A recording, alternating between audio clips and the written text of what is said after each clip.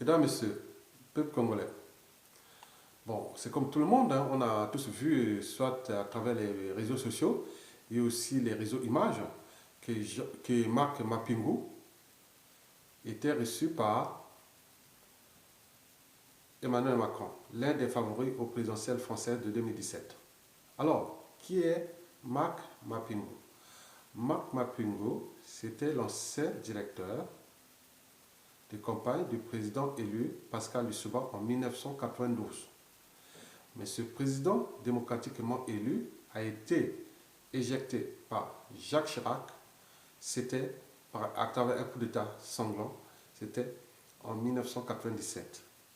Et le monsieur qui est revenu au pouvoir par la force, c'est tout justement le dictateur Denis Sassou Nguesso, qui est aujourd'hui encore au pouvoir.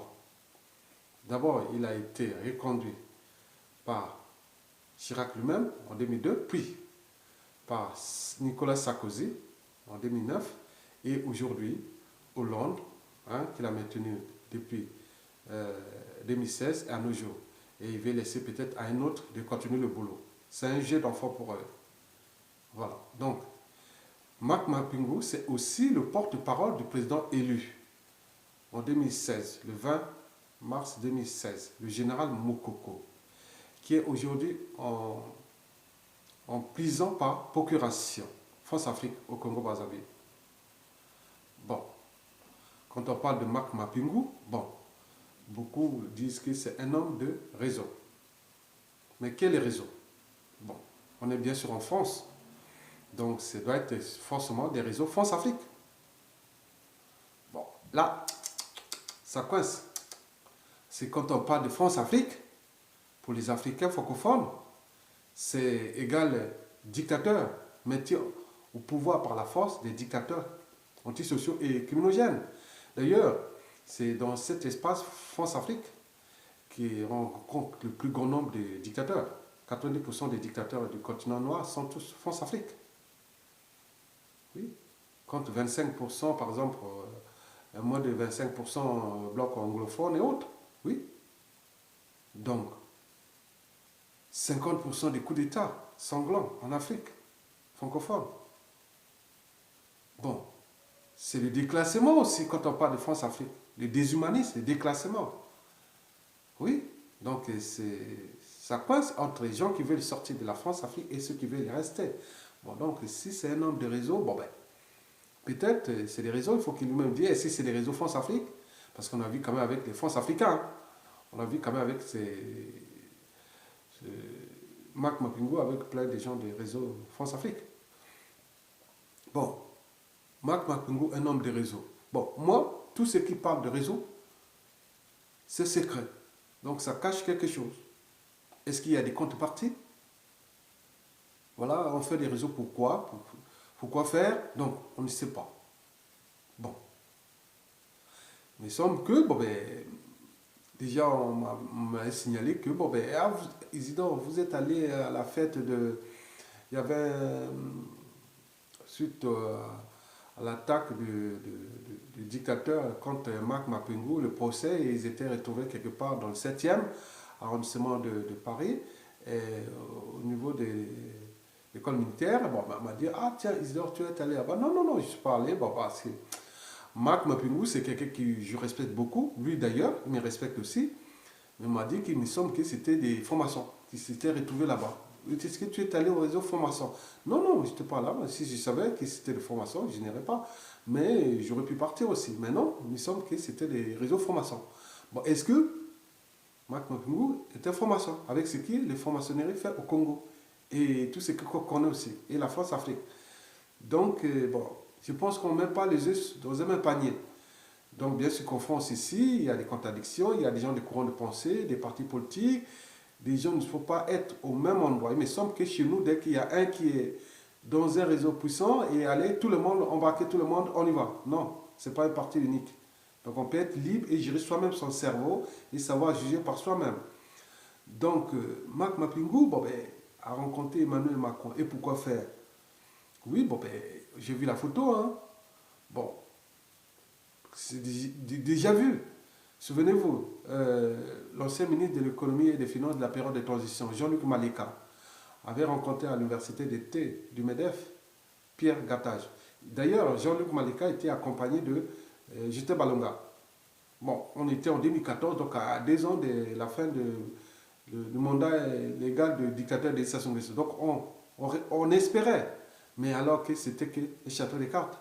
On voit la suite. Parce que pour nous, le MEDEF à l'époque, on disait, ah tiens, d'accord, s'ils rencontrent des gens de Total, le MEDEF c'est Total, c'est Bolloré, c'est tous ces gens qui maintiennent Sassou Nguesso, tous ces affairistes franc-maçonniques et oligo-politico-affairistes et autres qui gravitent, qui utilisent la France comme compagnie d'assurance pour servir simplement leurs intérêts en Afrique francophone et notamment au Congo-Brazzaville, parce qu'ils parlent au nom de la France, mais en réalité ils roulent que pour leurs intérêts, parce que derrière ces affairistes ou ces multinationales, il y a tous les hommes politiques derrière qui font aussi leurs affaires. Tout est connu à cette échelle du bassin du Congo et notamment dans l'Afrique, France-Afrique au Congo-Brazzaville.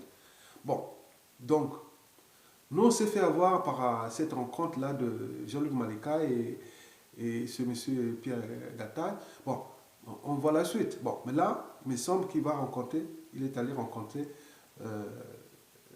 Emmanuel Macron. Bon, on ne sait pas qu'est-ce qu'ils se sont dit. Il me semble qu'il va aussi peut-être prochainement rencontrer François Fillon. Donc pour nous, parce qu'il ne peut pas être au four ou au moulin, voilà, qui cache quelque chose, bon, voilà.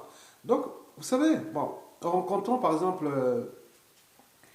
Emmanuel Macron, est-ce que Marc Mapingo a fait la lecture déjà de ces deux pensées-là? La première est celle-là, c'est-à-dire c'était une maxime clé du philosophe grec Anaxagore, quelques années avant Jésus-Christ. Il a dit, rien n'est né, rien ne périt, des choses déjà existantes peuvent se combiner et se séparer de nouveau. Et c'est d'ailleurs Antoine Laurent Lavoisier, éminent scientifique, hein, celui qui a conçu les tableaux périodiques chimiques. Bon, qu'est-ce qu'il a dit? Rien ne se crée, rien ne se perd, tout se transforme.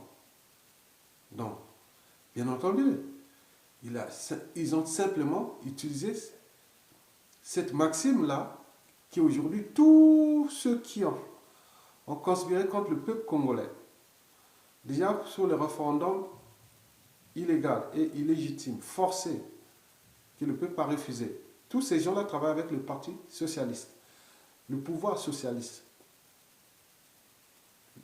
le président socialiste, le gouvernement socialiste, l'Assemblée nationale socialiste. Beaucoup de régions étaient socialistes.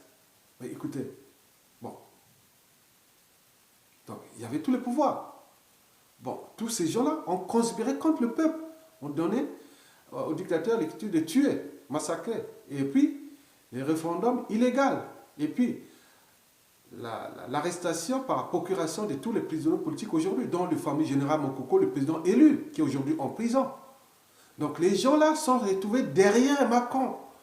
Rien ne se crée, rien ne se perd, tout se transforme. Oui, Anaxagore, rien ne naît, rien ne périt. Des choses déjà existantes peuvent se séparer et se combiner de nouveau. Donc là, vous allez vous faire avoir. Mais je pense que, le problème, c'est, en fait, le problème, c'est pas eux. Ils roulent pour leurs intérêts particuliers, aussi les intérêts de leur pays. Même s'ils sont en train de détruire tout un écosystème congolais qui est aujourd'hui aux arrêts, vraiment clinique, déclassé, déshumanisé. Mais ils sont là, ils se sont tous allés derrière Emmanuel Macron. On peut citer, il y a tous les noms, tous les réseaux sont là, derrière Macron. Bon, je pense qu'on ne peut pas être au four ou au moulin. Donc, je vous ai dit que quand on a réseau, on est en réseau, donc ça cache quelque chose. Mais il semble que ces réseaux, c'est les réseaux France-Afrique qui ont été déclassés non seulement l'Afrique francophone, mais aussi le Congo-Brazzaville. Bon, Emmanuel Macron aurait pu dire clairement pour la candidature, il dit non, mais j'ai un partenaire stratégique qui s'appelle le Congo ou l'Afrique francophone. Voilà, donc je dis la vérité, si j'arrive, l'éducateur c'est parti. Mais il ne dira jamais. Parce qu'il dépend des groupes de pression et d'intérêt. qui ont pris la France comme compagnie d'assurance. Donc, vous êtes c'est plus fort que lui. Le président de la France n'est que les représentants de ces gens. S'il n'a pas de volonté politique, hein, voilà, donc il faut déjà avoir une volonté politique, mais il me semble qu'il est jeune, mais on peut aussi un des jeunes cons et aussi un vieux con. Donc, il faut faire attention. Donc, le problème, pourquoi attaquer la France? Non, on ne doit pas attaquer la France. Le problème, c'est d'abord nous-mêmes. Parce que, est-ce que nous sommes un peuple? Non. Nous sommes une mosaïque de tribus. Chacun avec ses intérêts particuliers. Parce que tout le monde veut être président, veut être plus important que l'autre. Et c'est là, c'est ça coince. C'est aussi un groupe de... On n'est pas un peuple, c'est un groupe de conflits d'intérêts partisans. Les blocs nord, sud, est, ouest. Sinon, si nous étions un peuple, pourquoi on n'est pas capable de s'entendre sur un projet commun? Le dictateur dégage d'abord et après, on met tous les moyens pour poursuivre une période de transition politique de 5 ans, de travaux, de restructuration ensemble, et puis, au final, on sort de nouvelles élections présidentielles, locales et régionales, libres et transparentes dans une république devenue une république fédérale. Parce que le tribalisme politique pose problème. N'importe quel individu qui demain, il peut dire oui, ça se dégage et il est parti, mais ça va recommencer. On voit ça dans toute l'Afrique noire. Le problème là-bas, c'est le problème du pouvoir politique, des intérêts particuliers et aussi, surtout, de ces intérêts partisans. Le tribalisme politique tue, plus que le racisme en France ici, en Occident. Mais face aux contraintes, on s'est dit, laissons le pouvoir autogéré à l'échelle tribale.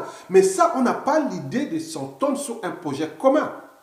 Les gens préfèrent jouer solo comme ça. Écoutez, moi je vous ai dit déjà sur des vidéos précédentes, j'avais demandé aux assises nationales du Congo, à toutes les associations, bon, vaut mieux rester dans la diversité. On faisait un truc manifeste pour aller présenter ça collectivement au sommet de la diaspora, pas une association, non, non, c'est l'ensemble des associations ensemble, avec tous les représentants de chaque association collégiale, on aurait allé voir mettre la pression sur ces candidats, parce que dans une relation humaine, qu'elle soit politique, économique ou sociale, même entre États, il y a 3 mots-clés. Il y a d'abord la confiance.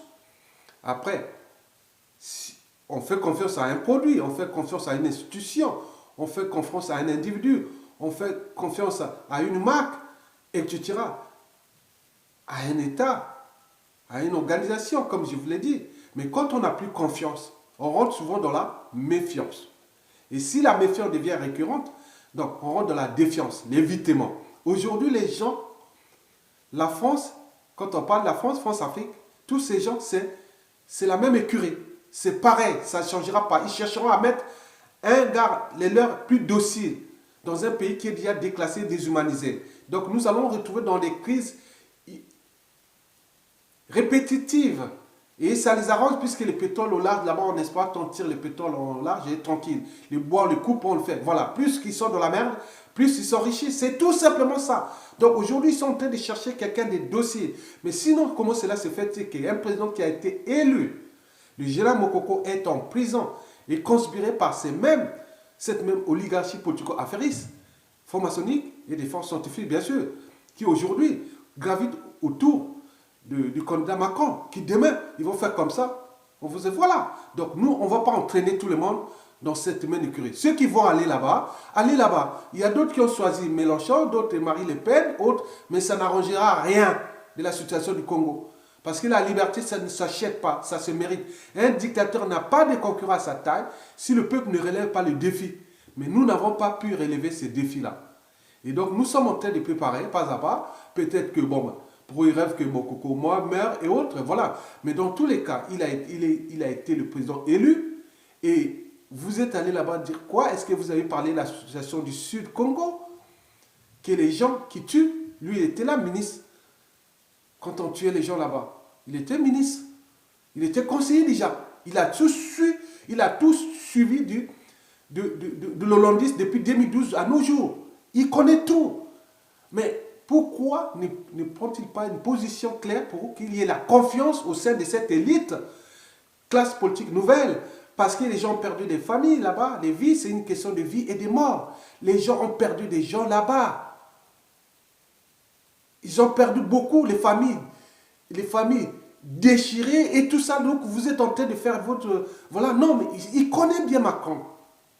Mais il va travailler avec qui? Peut-être placer les gens qui auront confiance avec lui, c'est-à-dire ces réseaux, hein, et vous allez faire quoi? Donc, on va rentrer dans les amalgames, les négationnistes, et les autres, les guessos, et tout ça, avec leur butin qui ont volé, ils vont se retrouver à l'étranger et attendre à un moment donné, on va s'aimer la tension, et comme ils l'ont fait entre 92 et 97, allez, pouf, une nouvelle crise, un nouveau coup d'État, et ça recommence. Et c'est comme ça.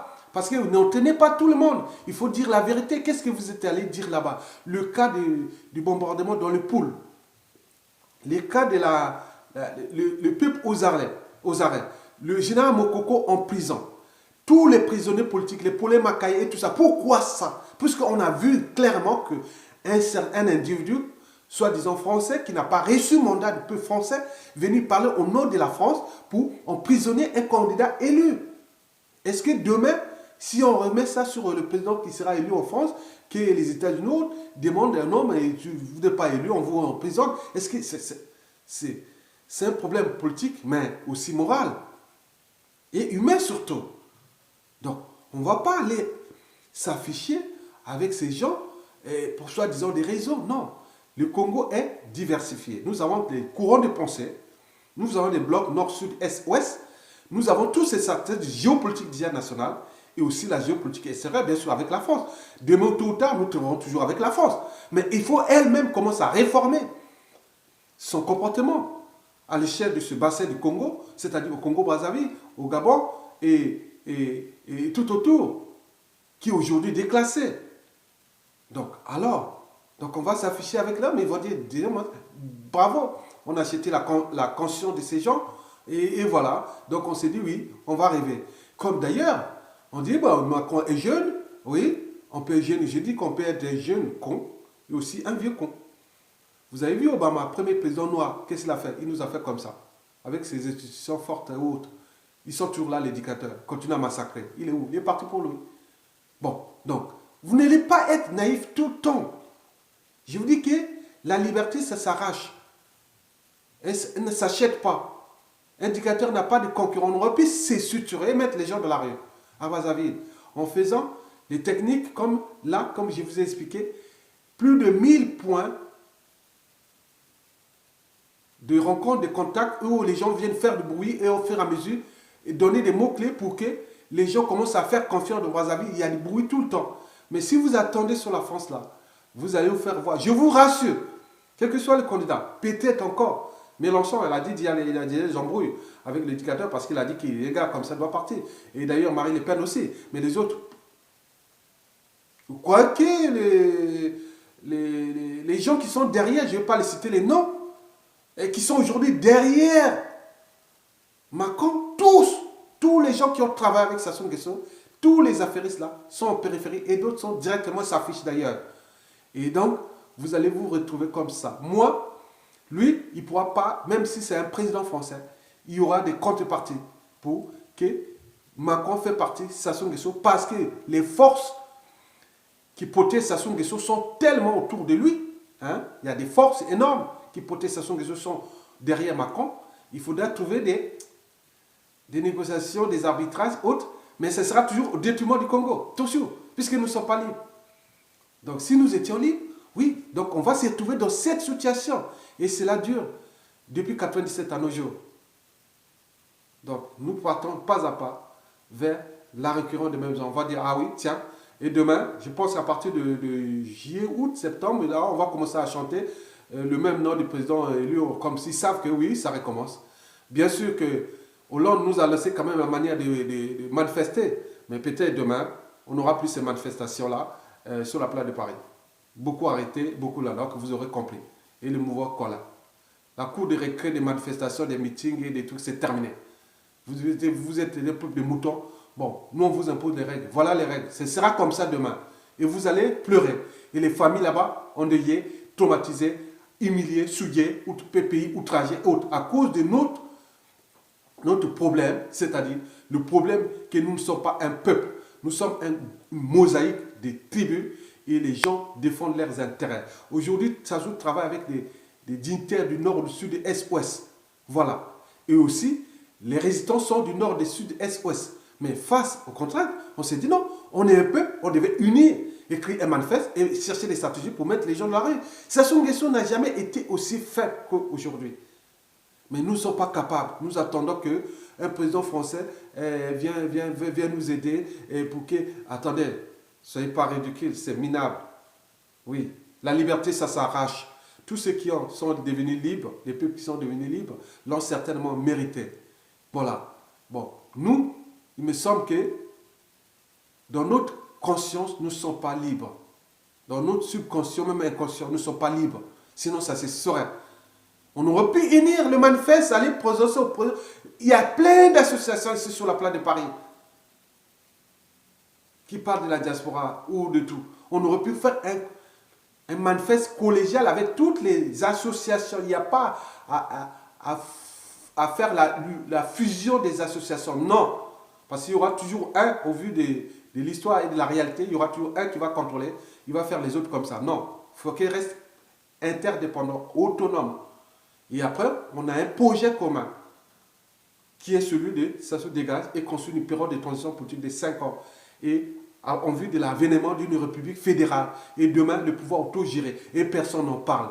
Les gens disent Sassou dégage sans manifester autre. Ça ne sert à rien. Les chiens aboient, la caravane passe. Les gens là se sont suturés chez Macron et demain, c'est eux qui vont nous faire comme ça. Je vous remercie. Et vous aurez compris que être un peuple mouton, c'est comme ça. Ça crée toujours des partenaires, des pouvoirs et tout de loup.